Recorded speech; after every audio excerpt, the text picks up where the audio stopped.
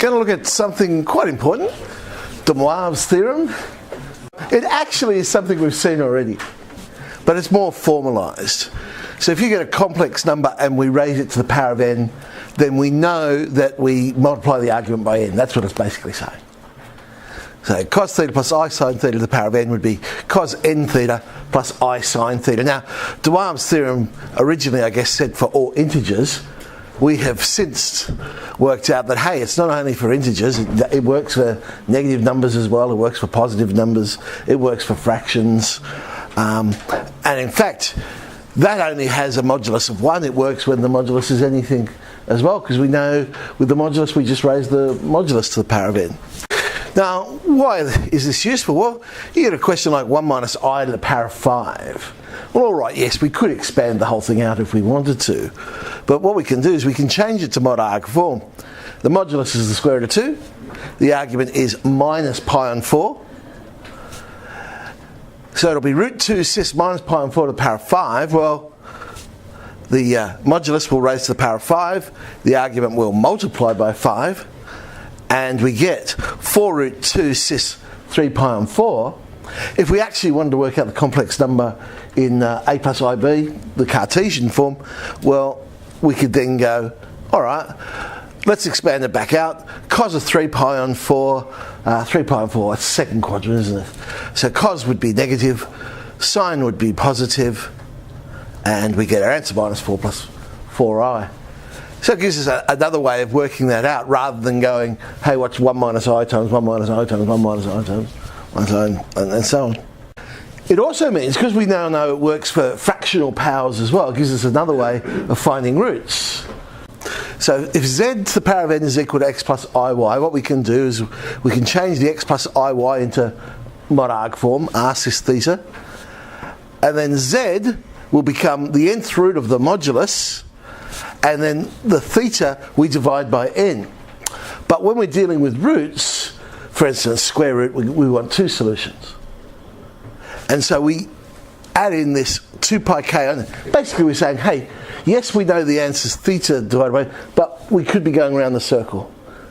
And however many solutions we want, that's how many times we'll go around. So I could say 2 pi k, sub in 0, 1, 2, 3, 4, and generate as many solutions as I need.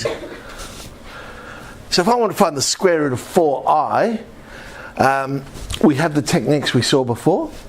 Or now I could say, well, 4i, I know that's 4 cis pi on 2. So z will be 2 cis, 2 pi k plus pi on 2 on 2. I need 2 solutions, so I'll sub in k equals 0 and k equals 1. And if I sub that in, I get 2 cis pi on 4 and 2 cis 5 pi on 4. And converting that back, we get 2 outside of 1 on root 2 plus 1 on root 2i, and 2 outside of minus 1 on root 2 minus 1 root 2 on I, which tidies up to be just root 2 plus root 2i and minus root 2 minus root 2i. So it's another way of finding square roots, I suppose. Because we don't have to just stop at square roots now. If I want to cube roots, I could make the power a third, and so on and so on. Another way of doing it is thinking about the Argand diagram. Okay. So there's 2 cis pi on 4. There's the first solution. The solutions are symmetric.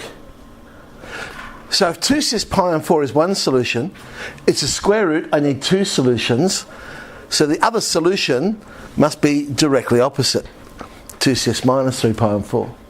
They're always going to be evenly placed. So when it comes to square roots, I always know there'll be 180 degrees or pi radians between the 2 solutions. So if I want the 4th root of 16, 4th root of 16, well, 16 is 16 cis 0. The 4th root of 16 is 2. It'll be 2 pi k plus 0, so that's just 2 pi k over 4. I want 4 solutions, so 0, 1, 2, 3.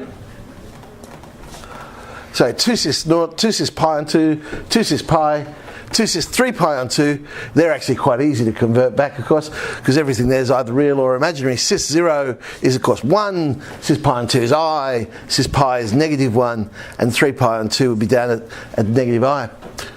But again, if we did it just looking at the Argand diagram, the first solution was 2 cis 0. And again, I know they're evenly spaced, so there's got to be a solution every 90 degrees.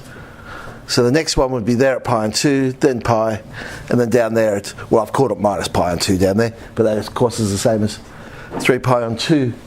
That'll do us for now. There's a little introduction into Moivre's theorem.